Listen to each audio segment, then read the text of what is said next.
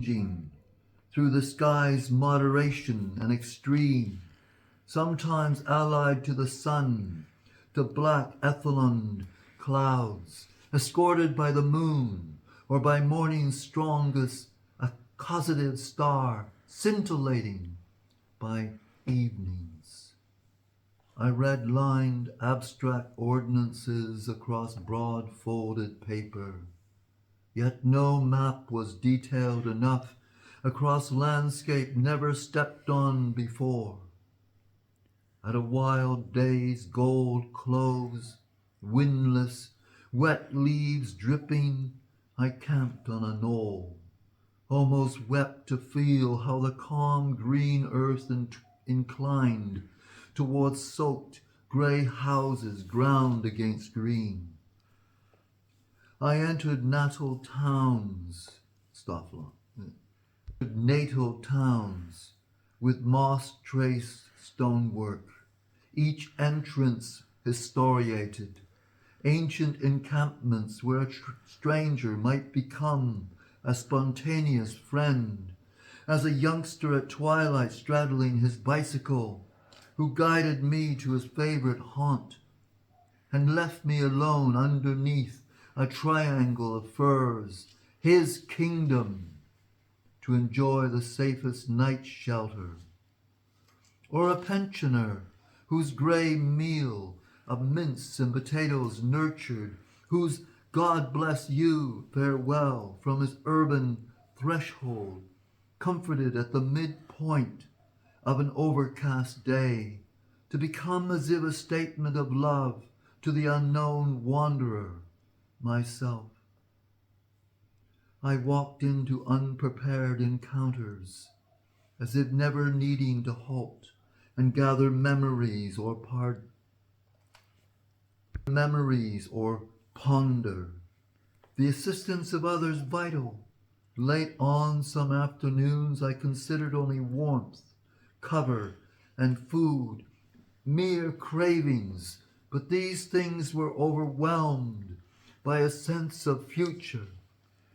I understood I would have to come to a stop as I cleaned my road-scarred, scuffed hiking boots, replacing snapped laces, or with a little knife prying loose pebbles from eroded treads. I knew sooner or later I would have to settle and become like those I carefreely greeted walking past, as I stretched out a drenched cape to dry on a canal bank, or opening my wallet, estimated how long previous earnings would last, an apprentice counting his wages.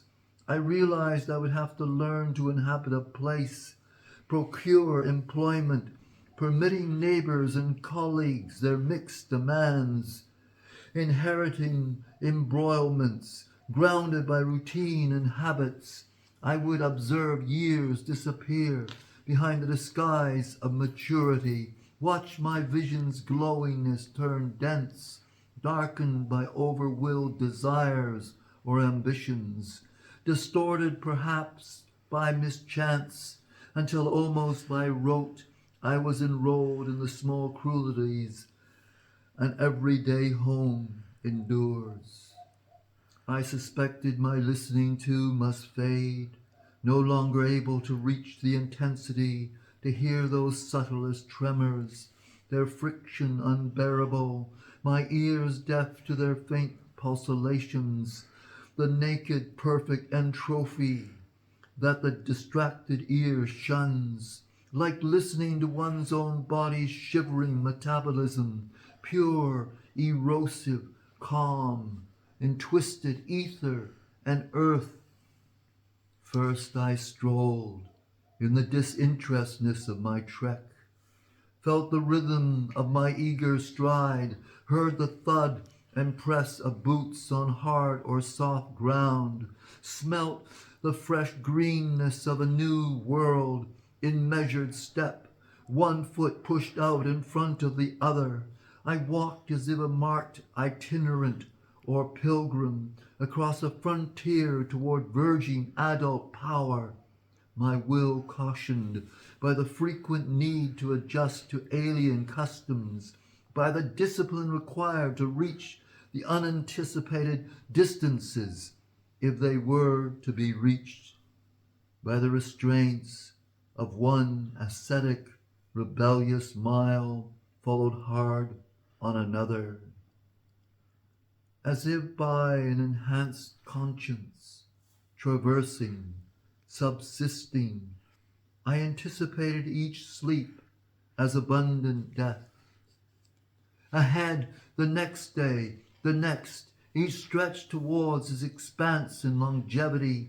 Every probable episode could be enacted between one sunrise and setting. Each stretched toward a promise of arrival, a final landmark, a castle, tower, a bridge, a sanctuary in a clearing, a community in a house, a home, a storyteller's closure of happily ever. But where and when, through which specific domain, for which cause, I was never converted. Spring's next early dawn lured me, preemptive and song clamorous, dew saturated or still tingling with frost, and evenings drifted so lingering toward darkness, more lingering than I'd ever been accustomed. Each nocturnal gulf, the light hardly left the sky, glowing along the horizon's shore of a new day, implied my journey's ongoingness.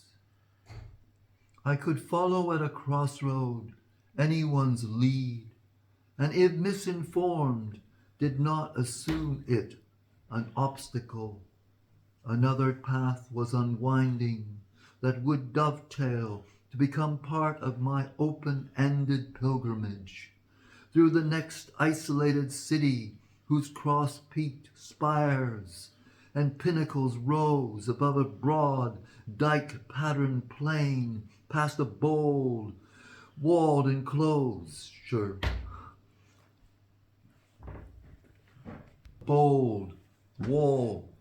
enclosure, which breathes wistful fragrances from unheard-of flowers, or along a switchback lane whose hedgerow blocked the view to the next habitation.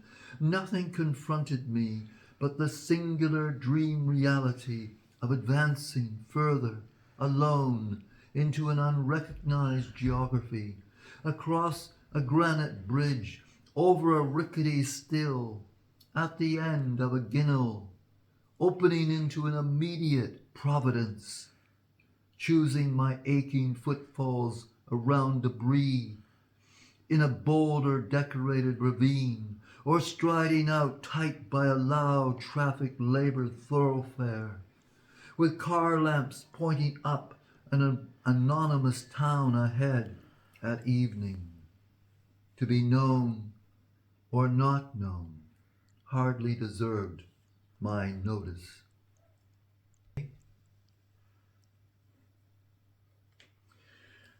Spring stays in my mind, the mist rising by a river, my tent glazed with ice before sunrise, and I have folded the canvas and have started to find my dawn feet, half staggering and pressing hard each step into the terrain to stay on course, not knowing my course. I heard an emphatic clatter. The air stiffened. From behind the dense haze, powerful wings appeared, white and huge, thudding the air like frantic drummers, but at peace and near sacred as they lifted from their night water. A legion of swans pulsed in a gradual ascent toward nothing, and I, despairing but exhilarated, feeling my absentee status, shivering at my own strangeness, for a moment wished their stairway of wings would carry me back across the ocean to home. But no, they left me to trudge on into another day. From one to another location, my boots dew-soaked and gripping my feet. The swans rose above the river's mist, across the loose-formed trees, hardly in leaf, towards their eventual return, and abandoned me to my amazement and the sound of first light wings that's never been forgotten, to river and sky joined. I follow those soul creatures today. That's what they look like, limitless in silver outlines, without moon or stars, ensouling everything with their whacking wings, drawing earth and water upwards, and pulling sky and fire down with each aching thrust. What gave them uplift?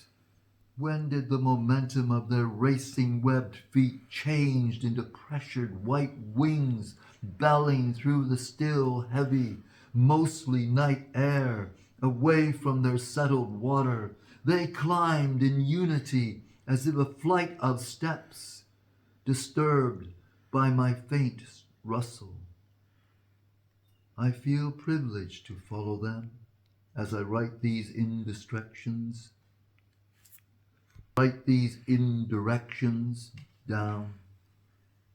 They carried me far into that day, and now I think into love, that then I could only guess had meaning to stir the infinite, that I had to leave behind that spring morning as if forever.